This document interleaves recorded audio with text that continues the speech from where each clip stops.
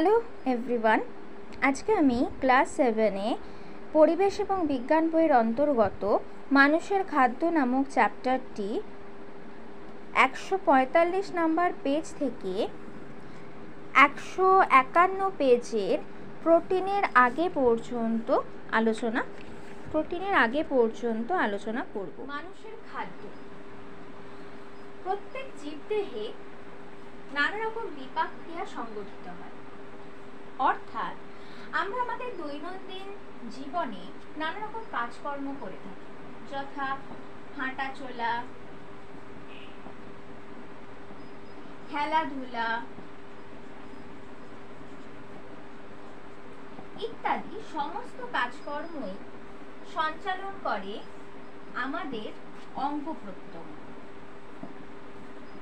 অর্থাৎ আমাদের অঙ্গ প্রত্যঙ্গের সঞ্চালন না হলে কোনো কাজই সম্পন্ন হয় না। তো অঙ্গ প্রত্যঙ্গ সঞ্চালন হওয়ার জন্য কিসের প্রয়োজন?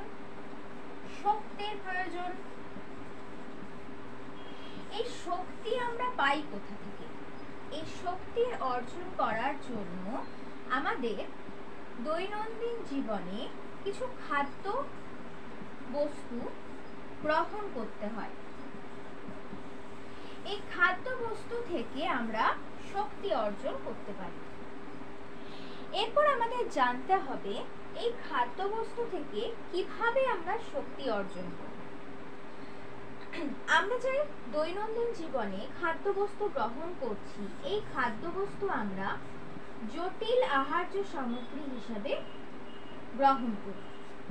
জটিল আহার্য সামগ্রী হিসাবে গ্রহণ করে থাকি।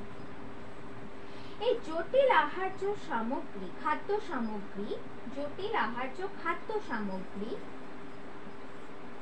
আমাদের শরীরে প্রবেশ করার পর এই জটিল খাদ্যবস্তু থেকে সরল এবং তরল খাদ্যবস্তুতে পরিণত হয়। সরল ও তরল খাদ্য সামগ্রীতে পরিণত হয়। এই সরল এবং তরল খাদ্য সামগ্রী থেকে শক্তি আমরা পেয়ে থাকি। এই সরল এবং তরল খাদ্যবস্তুর জারণের ফলে শক্তি উৎপন্ন হয়ে থাকে। যে শক্তির উৎপাদন হওয়ার পর আমাদের অঙ্গ প্রত্যঙ্গের সঞ্চালন ঘটে। সেই অঙ্গ প্রত্যঙ্গের সঞ্চালন ঘটার পর আমরা দৈনন্দিন জীবনে নানা রকম কাজকর্ম সংগঠন করতে পারি। এরপর আসি খাদ্যের প্রকারভেদ। আমরা যে খাদ্যবস্তু গ্রহণ করছি, সেই খাদ্যের মধ্যে কিছু উপাদান আছে। সেই উপাদানকে 6টি ভাগে ভাগ করা যায়। প্রধানত সেই খাদ্যবস্তুকে 6টি ভাগে ভাগ করা যায়। খাদ্য উপাদান। এই খাদ্য উপাদানকে প্রধানত 6টি ভাগে ভাগ করা যায়। প্রথম,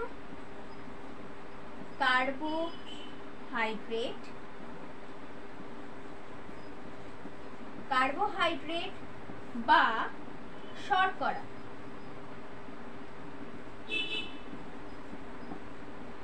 দ্বিতীয়, প্রোটিন। তৃতীয়, ফ্যাট বা স্নেহ পদার্থ বা লিপিড। চতুর্থ,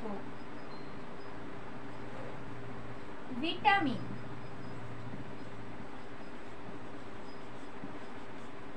পঞ্চম, খনিজ লবণ। এবং সর্বশেষ জল। এই 6টি প্রধান উপাদান নিয়ে খাদ্য তৈরি হয়। এর মধ্যে শর্করা, প্রোটিন, এবং লিপিড, এই তিনটি উপাদানকে খাদ্যের প্রধান উপাদান হিসাবে গণ্য করা হয়। কেন? কারণ এই তিনটি উপাদান থেকে শক্তি উৎপন্ন হয়, তাই একে খাদ্যের মধ্যে ফেলা হয়। এরপর আসি খাদ্যের সংজ্ঞা। খাদ্য কাকে বলে?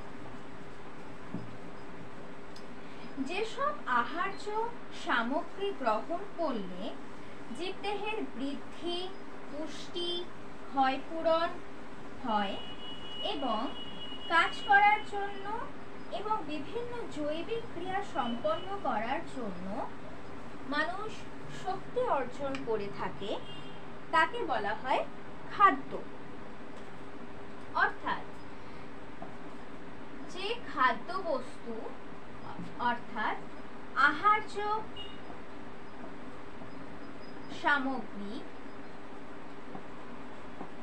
যা গ্রহণ করার পর সেই আহার্য সামগ্রী থেকে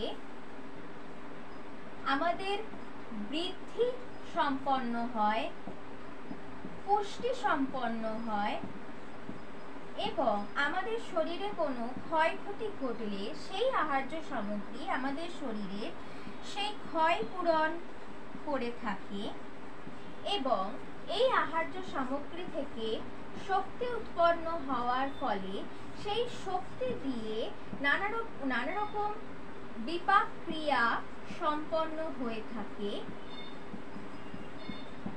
তাকে বলা হয় খাদ্য। অর্থাৎ এই আহার্য সামগ্রীটিকে বলা হয় খাদ্য বস্তু, যা আমরা দৈনন্দিন জীবনে নির্দিষ্ট সময় গ্রহণ করে থাকি। অর্থাৎ খাদ্যের উদাহরণ হলো কার্বোহাইড্রেট,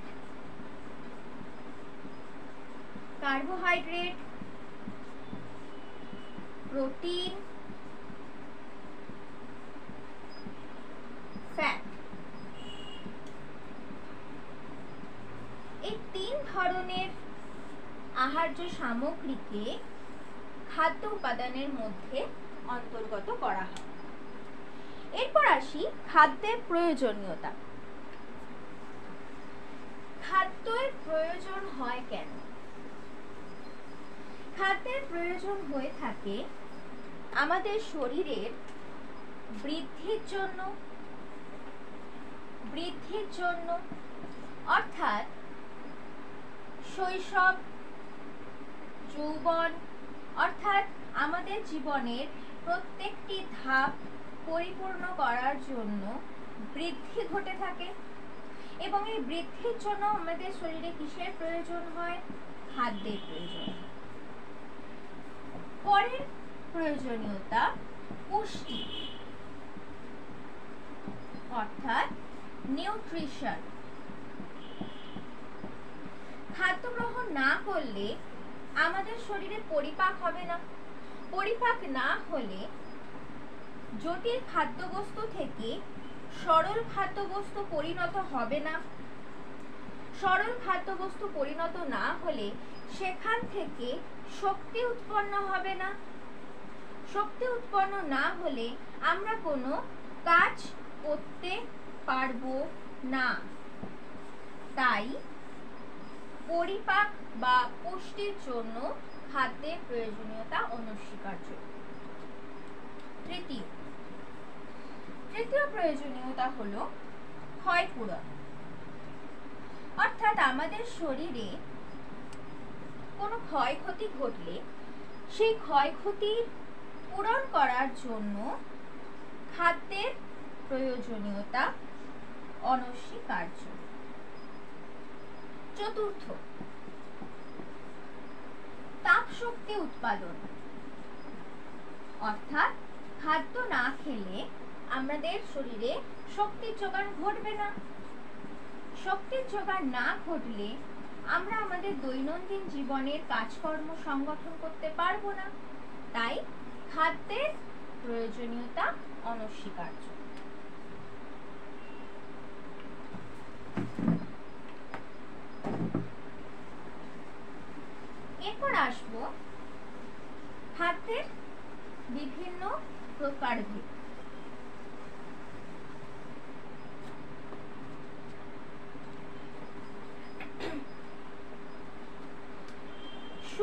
খাদ্যের প্রকারভেদের মধ্যে যে ভিটামিন, কার্বোহাইড্রেট, প্রোটিন, ফ্যাট ইত্যাদির নাম উল্লেখ করলাম, এদের কিছু প্রয়োজনীয়তা আমাদের প্রত্যেকের শরীরেই বর্তমান। তাহলে আমি যদি জিজ্ঞেস করি আমরা খাদ্য খাই কেন? শক্তি পাওয়ার জন্য।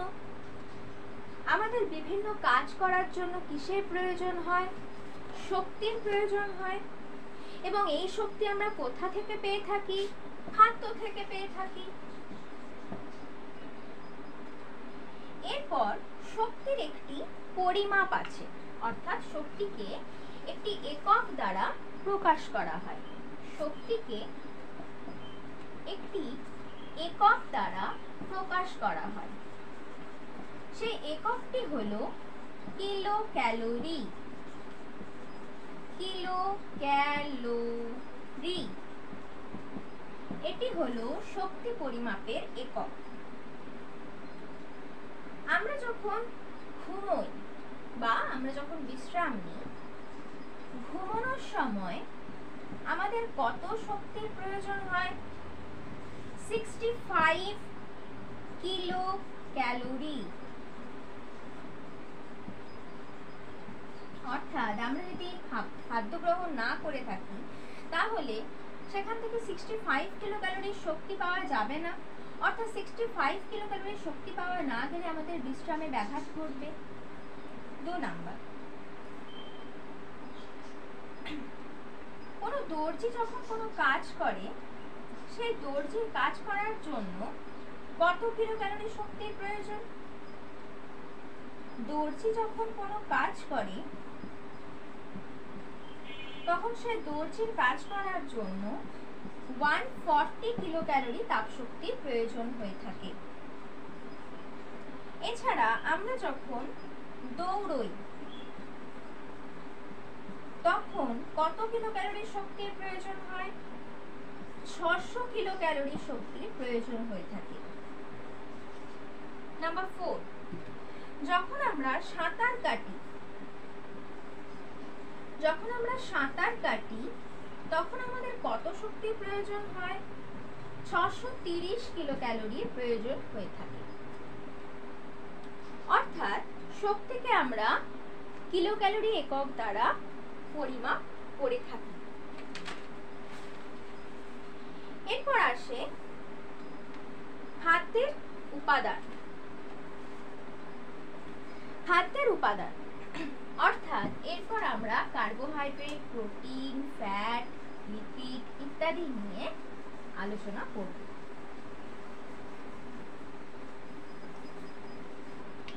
প্রথমে আসি কার্বোহাইড্রেট।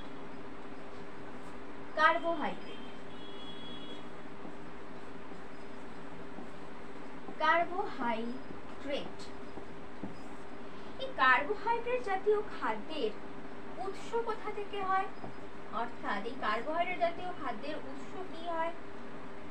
চাল বা ধান, গম, ভুট্টা, আলু,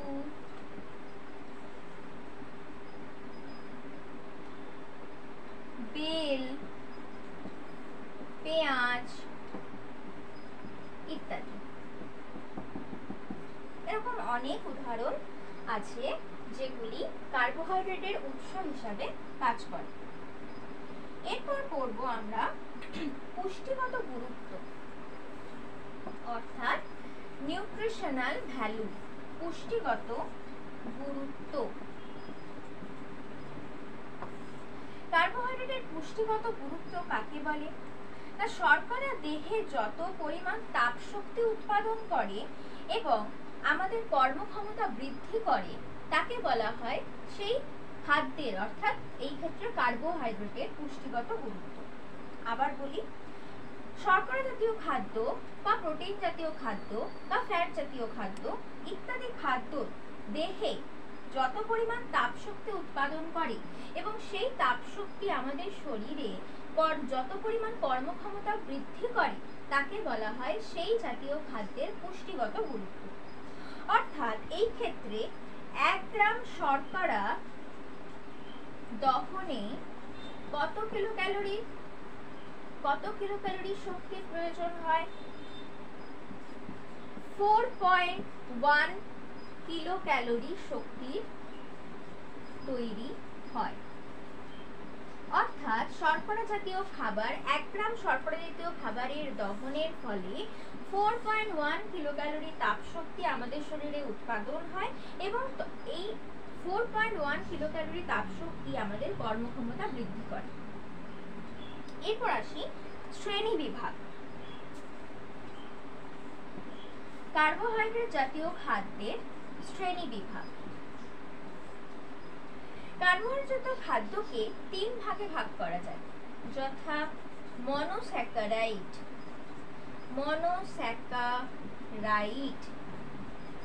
অর্থাৎ একক শর্করা। মনোস্যাকারাইড কথার অর্থ কি? না, মনোস্যাকারাইড কথার অর্থ হলো এই জাতীয় শর্করা জাতীয় খাদ্য একটি শর্করা অণু নিয়ে তৈরি হয়, যেমন গ্লুকোজ,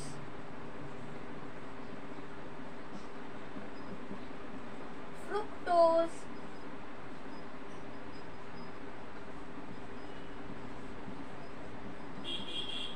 গ্যালাক্টোজ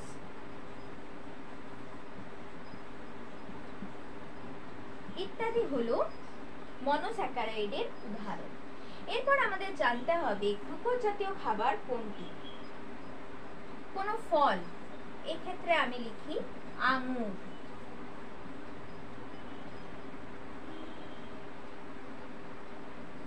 বিভিন্ন জাতীয় অন্যান্য ফলের মধ্যে থাকে ফ্রুক্টোজ ইত্যাদি হলো মনোস্যাকারাইড বা একক শর্করার উদাহরণ। এরপর আসি ডাইস্যাকারাইড।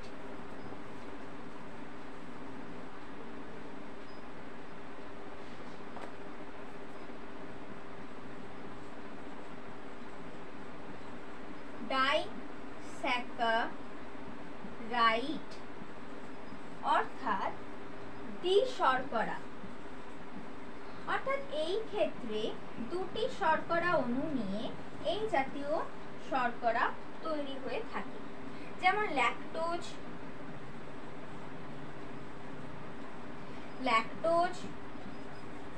মল্টোজ,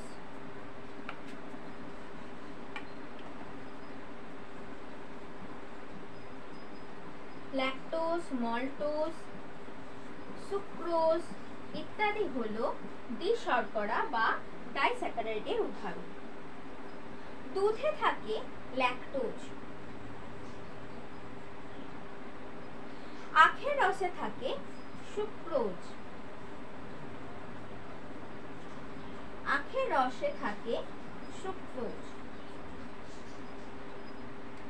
এরপর আসি তৃতীয় প্রকারভেদ, অর্থাৎ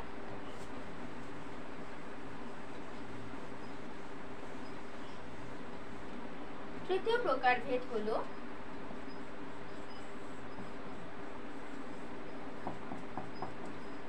পলিস্যাকারাইড।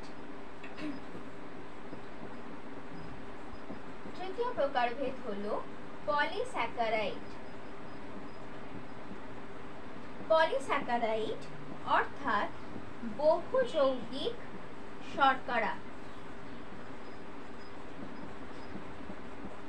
পলিস্যাকারাইডের উদাহরণ হলো শ্বেতসার জাতীয় খাবার, গ্লাইকোজেন ইত্যাদি। শ্বেতসার জাতীয় খাবার, গ্লাইকোজেন ইত্যাদি। শ্বেতসার কোন কোন খাবারে থাকে? শ্বেতসার থাকে ভাত, আলু, গম ইত্যাদি। ভাত, আলু, গম ইত্যাদিতে থাকে শ্বেতসার। এবং গ্লাইকোজেন কোথায় থাকে? পাঁঠার যকৃৎ অর্থাৎ ছাগলের যকৃতে থাকে পাঁঠার যকৃতে থাকে গ্লাইকোজেন। এরপর আসি, যেসব খাদ্যে কার্বোহাইড্রেট পাওয়া যায় তাদের বিভিন্ন ভাগে, বিভিন্ন শ্রেণীতে ভাগ করা যায়। সেই শ্রেণীর বর্ণনা যদি আমি দিই তাহলে তার মধ্যে পড়ে দানা শস্য, মিষ্টি খাদ্যবস্তু, ডাল জাতীয় খাদ্য এবং প্রাণীজ খাদ্য, সবুজ শাকসবজি ইত্যাদি। প্রথমে আসি দানা শস্য। দানা শস্যের অন্তর্গত চাল, গম, যব, ভুট্টা, জোয়ার ইত্যাদিতে কার্বোহাইড্রেট থাকে। দ্বিতীয়, মূল ও কন্দ। এর মধ্যে পড়ে আলু, কচু, ওল, বিট, শালগম ইত্যাদি। তৃতীয়, মিষ্টি খাদ্যবস্তু। মিষ্টি খাদ্যবস্তুর মধ্যে পড়ছে আঙুর, আখ, চিনি, গুড় ইত্যাদি, মধু ইত্যাদি। এরপর আসি ডাল জাতীয় খাদ্য।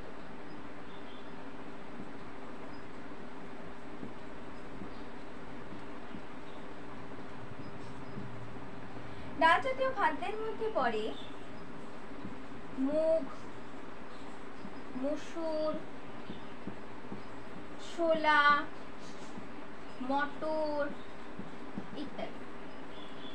এরপর আসি প্রাণীজ খাদ্য। প্রাণীজ খাদ্যের মধ্যে পড়ে দুধ, পাঁঠার যকৃৎ, মধু ইত্যাদি। এরপর আসি সবুজ শাকসবজি। সবুজ শাকসবজির অন্তর্গত পালং শাক, লাল শাক, নোটে শাক, লাউ শাক ইত্যাদি। অর্থাৎ এই হলো কার্বোহাইড্রেট জাতীয় খাদ্যের শ্রেণী বিভাগ। অর্থাৎ এই খাদ্যগুলির মধ্যে কার্বোহাইড্রেট বর্তমান থাকে।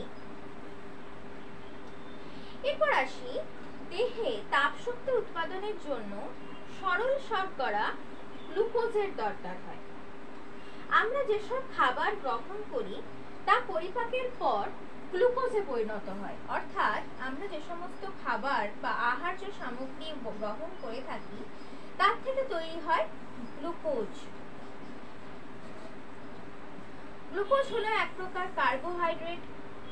এই গ্লুকোজ অর্থাৎ সরল শর্করা আমাদের শরীরে তাপশক্তি উৎপাদন করে থাকে। এরপর আমরা যেসব খাদ্য গ্রহণের পর গ্লুকোজ পরিণত হচ্ছে আমাদের শরীরে, সেই গ্লুকোজ রক্ত দিয়ে বাহিত হয়ে রক্তের মাধ্যমে বাহিত হয়। সেই রক্তের মাধ্যমে বাহিত হয়ে সেটি আমাদের কলাকোষে পৌঁছয়, অর্থাৎ আমাদের শরীরে পরিবাহিত হয়, কলাকোষে পৌঁছয়। এই কলাকোষে পৌঁছানোর পর রক্তেতেও আমরা গ্লুকোজ পেয়ে থাকি, তাই আমরা রক্ততেও গ্লুকোজ পাই।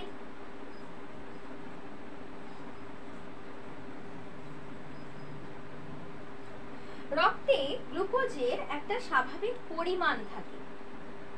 রক্তে গ্লুকোজের স্বাভাবিক পরিমাণ হলো রক্তে গ্লুকোজের স্বাভাবিক পরিমাণ হলো 100 সিসি রক্তে 80 থেকে 120 মিলিগ্রাম, অর্থাৎ 80 to 120 mg। যে গ্লুকোজ আমাদের রক্তের মাধ্যমে বাহিত হয় সেই গ্লুকোজের পরিমাণ হলো 80 to 120 mg, অর্থাৎ 80 থেকে 120 মিলিগ্রাম। 80 to 120 mg, অর্থাৎ 80 থেকে 120 মিলিগ্রাম গ্লুকোজের স্বাভাবিক পরিমাণ। কোথায়? আমাদের রক্তে। এই গ্লুকোজের স্বাভাবিক পরিমাণ যদি বেড়ে যায়, তখন এক প্রকার রোগের সৃষ্টি হয় যাকে বলে মধুমেহ, অর্থাৎ মধুমেহের আরেক নাম হলো ডায়াবেটিস মেলিটাস।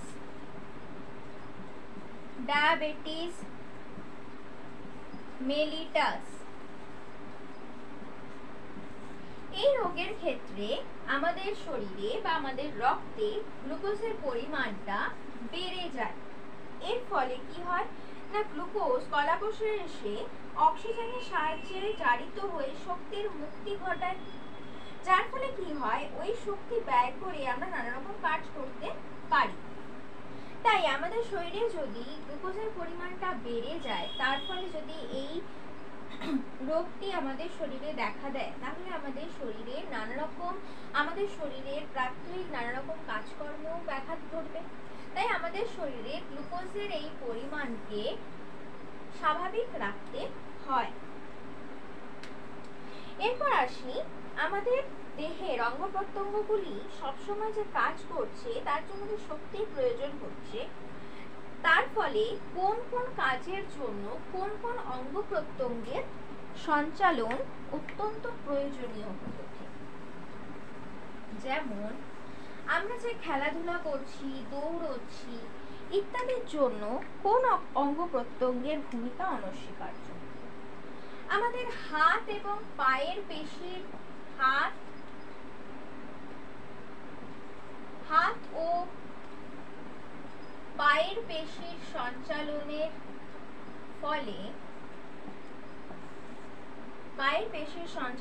ফলে কি হচ্ছে না, সংকোচন, এই পেশির সংকোচন এবং প্রসারণের দ্বারা হাত পাকে সঞ্চালিত হয়, ফলে আমরা হাঁটা চলা করতে পারছি, দৌড়তে পারছি, সাঁতার কাটতে পারছি, এছাড়া নানা রকম কাজ করতে পারছি। হলো নাম্বার 2, হৃৎপিণ্ড। হৃৎপিণ্ডের সঞ্চালনের ফলে কি কাজ হয়? হৃৎপিণ্ডের অবিরাম সংকোচন এবং প্রসারণের ফলে কি হয়, আমাদের সারা দেহে রক্ত সঞ্চালন ঘটে। কার মাধ্যমে? আমাদের সারা শরীরে রক্ত সঞ্চালন ঘটে রক্তবাহের মাধ্যমে।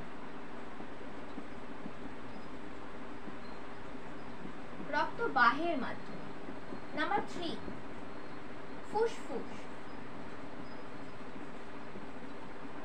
ফুসফুসের অবিরাম সংকোচন এবং প্রসারণের ফলে আমাদের শ্বাসযন্ত্রের বৃদ্ধি বা বিকাশ ঘটে।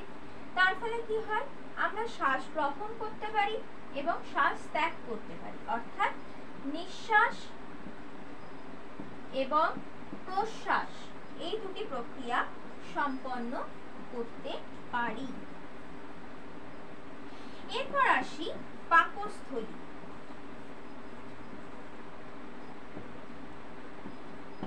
পাকস্থলীর সঞ্চালনের ফলে কি হয়, আমাদের খাদ্য হজম হয় বা পরিপাক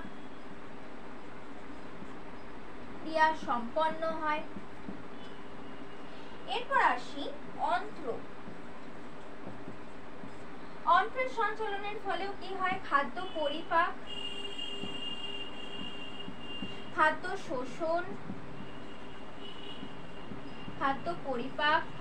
শোষণ, মল নিষ্কাশন ইত্যাদি। এরপর আসি নাম্বার 6 যথা বৃক্ক। বৃক্কের সঞ্চালনের ফলে কি হয়? দূষিত রক্ত পরিশ্রুত হয়ে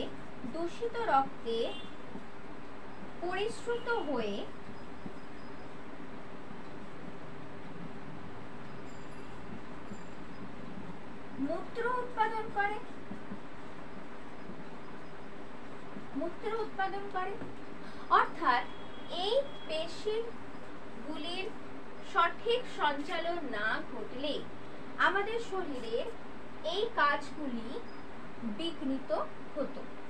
অর্থাৎ এই কাজগুলি সম্পন্ন হওয়ার জন্য আমাদের শরীরে এই পেশিগুলির সঞ্চালন অত্যন্ত প্রয়োজনীয়। এরপর আসি অধিক কার্বোহাইড্রেট জাতীয় খাবার গ্রহণ করলে তার কুফল কি হয়? অধিক কার্বোহাইড্রেট জাতীয় খাবার যদি আমরা গ্রহণ করি তাহলে তার কুফল কি হয়ে থাকে? প্রত্যেকটি জিনিসের সুফল এবং কুফল দুই বর্তমান। অর্থাৎ কার্বোহাইড্রেট জাতীয় খাদ্য যদি আমরা গ্রহণ করি একটি নির্দিষ্ট মাত্রায় তাহলে তার সুফল কি? তার ফলে তাপশক্তি উৎপাদন হচ্ছে। তাপশক্তি উৎপাদন হওয়ার পর সেই তাপশক্তি আমাদের শরীরের নানা রকম কাজ করতে সাহায্য করছে। কিন্তু এই কার্বোহাইড্রেট জাতীয় খাবার বেশি গ্রহণের ফলে তার কিছু কুফল দেখা দিয়েছে। সেই কুফল কি? না, আমরা রোজ দিন যে পরিশ্রম করছি সেই পরিশ্রম যদি আমাদের কম হয় তার ফলে অধিক পরিমাণ কার্বোহাইড্রেট জাতীয় খাবার যদি আমরা খেয়ে ফেলি তার ফলে কি হয় না, যথা ভাত, আলু, গম ইত্যাদি জাতীয় খাবার যদি আমরা খেয়ে ফেলি তাহলে আমাদের শরীরে বা রক্তে শর্করার যে পরিমাণটা সেটা বেড়ে যাচ্ছে। আমরা আগেই বলেছি যে রক্তে শর্করার পরিমাণ 80 to 120 mg। অর্থাৎ আমাদের শরীরে যদি কার্বোহাইড্রেট জাতীয় খাদ্যের পরিমাণ বেড়ে যায় তাহলে আমাদের রক্তে গ্লুকোজের পরিমাণটাও বেড়ে যাবে। রক্তে গ্লুকোজের পরিমাণ যদি বেড়ে যায় তাহলে মধুমেহ বা ডায়াবেটিস মেলাইটাসের প্রকোপ বাড়তে থাকবে। এর ফলে কি হবে? রক্তে শর্করার স্বাভাবিক পরিমাণ 80 to 20 থেকে বাড়তে শুরু করবে। রক্তে শর্করার পরিমাণ বেড়ে যাওয়াকে বলা হয় হাইপারগ্লাইসেমিয়া।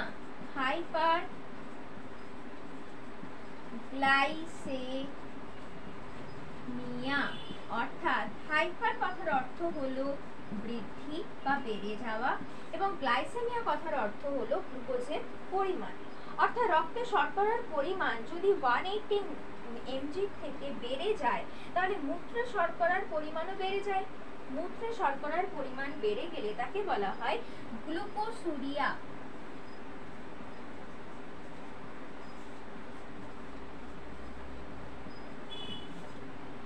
তাহলে রক্তে যদি গ্লুকোজের পরিমাণ বেড়ে যায় তাকে বলা হচ্ছে হাইপারগ্লাইসেমিয়া। এবং এই হাইপারগ্লাইসেমিয়ার ফলে কি হয়? আমাদের মূত্রে শর্করার পরিমাণ বাড়তে থাকে, যাকে বলা হয় গ্লুকোসুরিয়া। এর লক্ষণ কি? এই গ্লুকোসুরিয়ার লক্ষণ হলো ঘন ঘন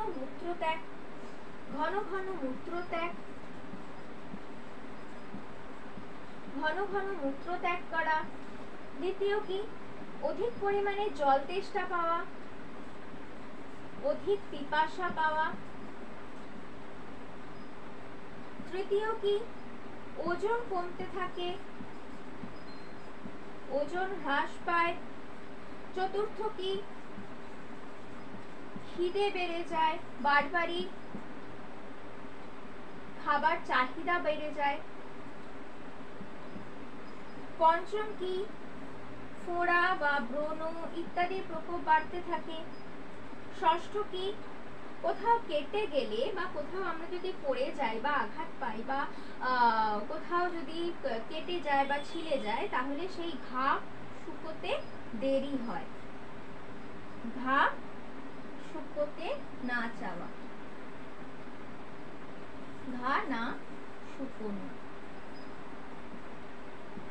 অর্থাৎ কুফল কি হলো তাহলে না, শর্করার পরিমাণ রক্তে যদি বেড়ে যায়, অর্থাৎ রক্তে স্বাভাবিক গ্লুকোজের পরিমাণ 80 to 120 mg, কিন্তু রক্তে গ্লুকোজের পরিমাণ যদি বেড়ে যায় তাহলে তার ফলে একটি রোগের সৃষ্টি হয় যার নাম হলো মধুমেহ, অর্থাৎ মধুমেহ বা ডায়াবেটিস মেলাইটাস।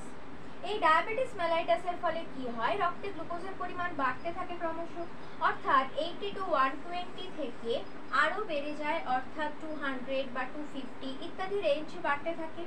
এর ফলে কি হয়, আরেকটি রোগের সৃষ্টি হয় যাকে বলা হয় হাইপার গ্লাইসেমিয়া। হাইপার কথার অর্থ হলো বৃদ্ধি পাওয়া এবং গ্লাইসেমিয়া কথার অর্থ হলো রক্তে গ্লুকোজের পরিমাণের বৃদ্ধি। হাইপার গ্লাইসেমিয়ার ফলে কি হয়, মূত্রে গ্লুকোজের পরিমাণ বেড়ে যায়। মূত্রে গ্লুকোজের পরিমাণ বেড়ে যাওয়াকে বলা হয় গ্লুকোসুরিয়া।